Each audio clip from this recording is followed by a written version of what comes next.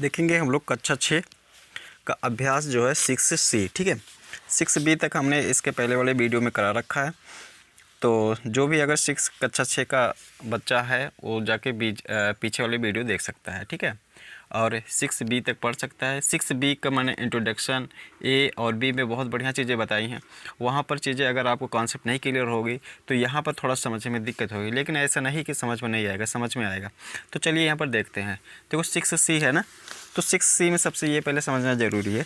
जैसे यहाँ पर मैं एक एग्जाम्पल लिख लेता हूँ, 3x² 5x + 1, ठीक है।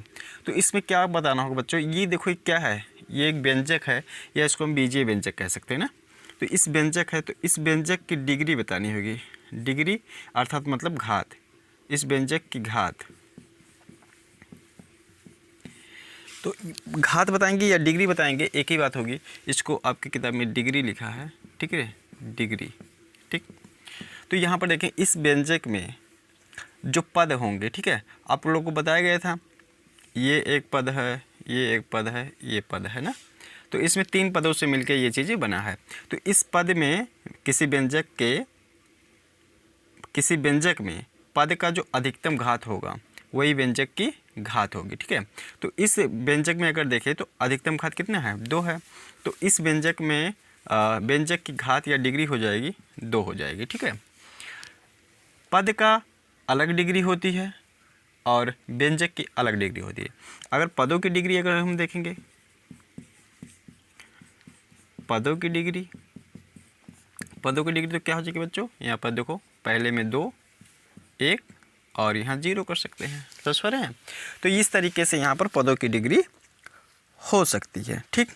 अब देखो क्या होगा, आपको बच्चों बताना होगा कि किसी व्यंजक में कितने पद हैं। जैसे यहाँ पर देखो एक में 5x और +3y, ठीक है, यहाँ पर ऐसे लिख दे रहा हूँ। तो यहाँ पर देखेंगे ये जो व्यंजक बना है ये 2 पदों से मिलकर बना है, 1 2। तो पदों की संख्या कितनी हो जाएगी,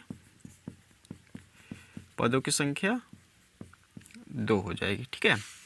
इसी प्रकार से अगर ऐसे कहीं लिखा है 5xy² और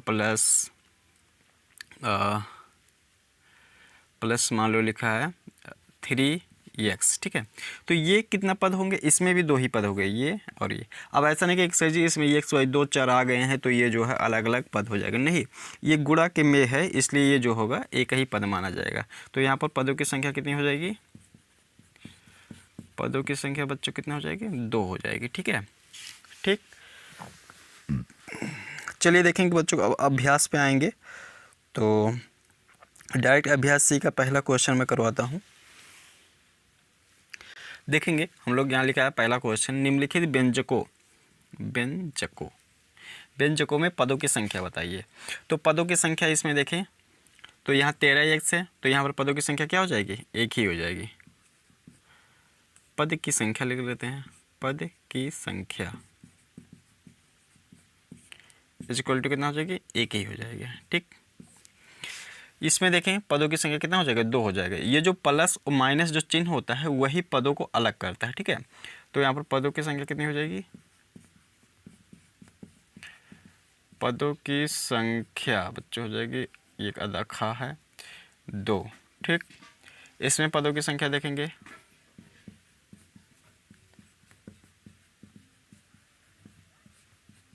1 2 3, ठीक। इसमें देखेंगे पदों की संख्या बराबर 1 2 हो जाएगा, ठीक।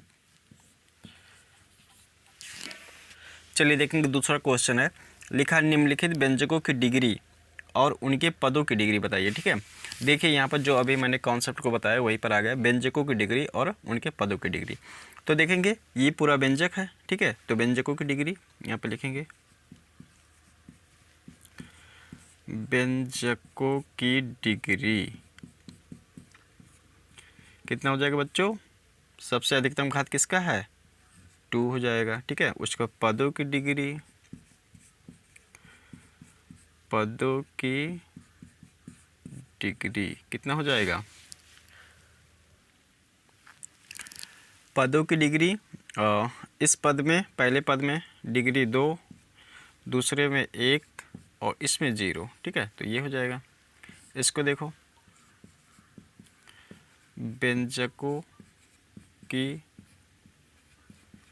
डिग्री, ठीक है, तो व्यंजकों की डिग्री अधिकतम घात कितना है, तो अधिकतम घात अगर देखेंगे तो यहाँ पर 3 मिल जाएगा, तो 3 हो जाएगा व्यंजकों की डिग्री। और पदों की डिग्री देखेंगे, पदों की डिग्री बच्चों देखो ध्यान से, इस पद में कितने 3 और इसमें देखें कितने 3, कैसे देखो 2 घात इसका 1 घात इसका, ये दोनों घात जुड़ जाएंगे, ठीक है, क्योंकि ये सभी तो एक ही पद हैं, तो एक ही पद है तो इसका घात जुड़ जाएगा, तो यहाँ पर पदों की डिग्री जो हो जाएगी 3 हो जाएगी, ठीक है। इसको देखेंगे, व्यंजकों की डिग्री, चलो सबसे अधिकतम घात 4, तो 4 हो जाएगा, ठीक है। पदों की डिग्री देखेंगे, पदों की डिग्री, ठीक है, तो इस पद में 4, इसमें इसका 3 हो जाएगा, ठीक है, और यहाँ पर 1 और 0, ठीक है। इसको देखो, व्यंजकों की डिग्री, व्यंजकों की डिग्री यहाँ पर देखें तो 2, और पदों की डिग्री, पदों की डिग्री ध्यान से देखिए यहाँ पर कितना हो जाएगा, पदों की डिग्री यहाँ पर 2 और यहाँ पर देखें तो 0, ठीक है, ये हो जाएगा, ठीक। देखेंगे बच्चों, ये तीसरा क्वेश्चन है, लिखा निम्नलिखित में से सत्य कथन बताइए, ठीक है। तो देखो यहाँ लिखा द्विपद, इसके पहले देखो ये समझो, जैसे यहाँ पर 5x² + 3x और +1 है ना, तो इसमें अगर हम लोग देखेंगे जिस व्यंजक में, ठीक है, एक पद रहते हैं उसको हम बोलते हैं एक पदी व्यंजक, ठीक है। जिस व्यंजक में 2 पद रहते हैं उसको हम बोलते हैं द्विपद व्यंजक, और जिसमें 3 पद रहते हैं उसको हम लोग बोलते हैं त्रिपद व्यंजक, ठीक है, त्रिपद व्यंजक, ठीक। जिस व्यंजक में 3 पद रहेंगे उसको त्रिपद व्यंजक, जिसमें 2 रहेंगे उसको 2 पद व्यंजक, और जिसमें एक ही रहेगा उसको एक पदी व्यंजक बोलेंगे, ठीक है। तो यहाँ तक आप लोगों ने समझ रखा होगा। मैंने व्यंजक बताया था, पद बताया था जो प्लस और माइनस से अलग होता है, ठीक है, प्लस और माइनस के चिन्ह से अलग होगा वही होगा पद, ठीक है। तो यहाँ पर आप सवाल को समझते हैं। देखो लिखा है 5x² yz द्विपद व्यंजक है, तो इसमें देखो कोई बच्चों प्लस है या माइनस है, नहीं है, तो ये एक ही पद होगा ना, तो ये द्विपद व्यंजक नहीं है, इसलिए ये हो जाएगा असत्य, असत्य। देखें ये x² - 8x + 10 द्विपद व्यंजक है, तो यहाँ देखें माइनस के पहले एक पद, यहाँ पर बीच में एक पद, यहाँ पर एक पद, ठीक है, प्लस, तो 1 2 3 पद है, इसलिए त्रिपद हो गया, तो ये भी असत्य हो जाएगा, असत्य। इसको देखेंगे 1 2 2 पद है, तो ये सत्य हो जाएगा, ठीक। इसको देखें इसमें भी 3 पद हैं, तो ये भी असत्य हो जाएगा, ठीक है। देखो इसमें कह रहा है चौथा, निम्नांकित में एक पदीय द्विपदीय एवं त्रिपदीय व्यंजक बताइए। तो इसमें आप लोग खुद बताएं कौन से पदीय है, 1 2 पद, तो ये क्या हो जाएगा 2 पदीय, ये पे लिखेंगे द्विपदीय, ठीक। इसको सामने देखें तो इसमें कोई प्लस माइनस जुड़ा हुआ घटा हुआ नहीं, तो यहाँ पर हो जाएगा एक पदीय,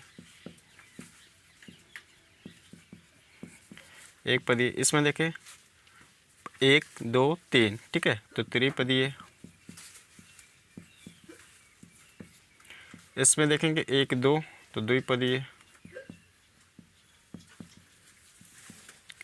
इसमें देखेंगे 1 2 3, ठीक है, त्रिपदीय,